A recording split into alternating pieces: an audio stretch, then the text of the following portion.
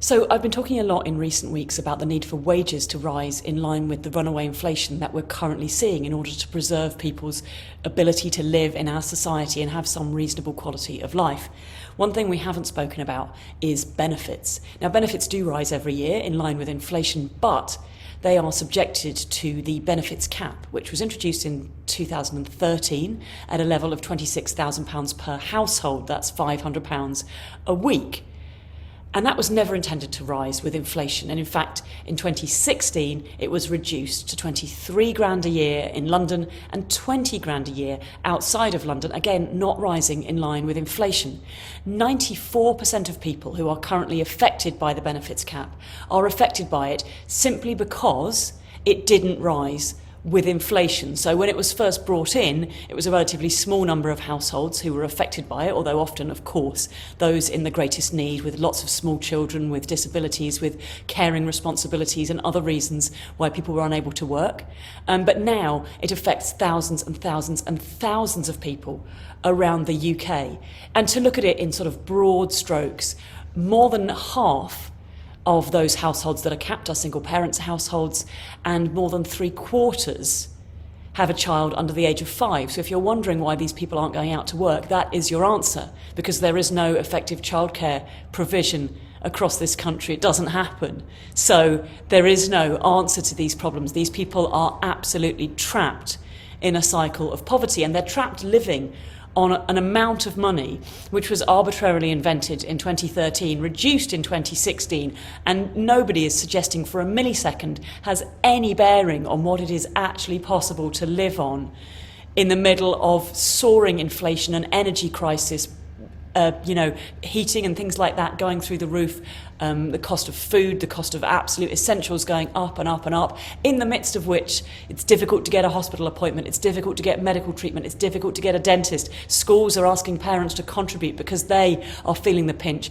Everybody across our society is in a tougher and tougher position, and this number is staying absolutely flat. So an average couple with 2 children who are affected by the benefits cap are £150 a week below the poverty line. That's where they are. And if we took the cap off, they'd get an extra £65 per week. It's a huge amount of money, and yet, it would affect individual families so much. But to remove the cap would actually cost us 500 million a year. That's like 1/5% of our total social security spending. It's like really an absolute drop in the ocean relative to what we're spending. And 500 million, we lose billions and billions and billions every year to corporate tax evasion, to tax havens, to this kind of stuff. We're about to spend 10 million on a funeral and then another 5 million on a coronation. This kind of money is on a national scale not that much. There's like 70 million of us live in the UK. So yeah, we're looking at, it's the order of tens of pounds each. It's not of the order of affecting people in a huge way. This is money that absolutely can and should be found. Had the cap been increased in line with inflation, it would now be £640 a week for the 2023-2024 financial year that we're headed into.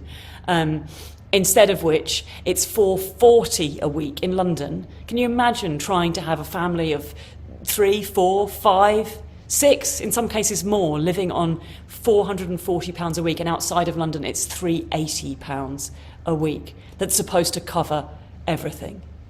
I mean, it's absolutely nonsensical, and it's nonsensical, and they know it's nonsensical. There is no argument from any of them that says this is a number that people can afford to live on. It's a number we invented, and we arbitrarily said it wouldn't go up.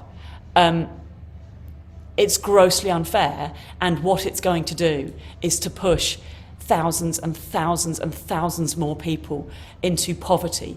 We are getting close to having 4 million children in the UK living in poverty, and at least 500,000 of them would be immediately lifted out of poverty if we simply increased that benefits cap in line with inflation. It's such a simple measure. The cost of it on a national scale is really not that much. But of course, there is just no sign of the Tories even ruddy well thinking about it.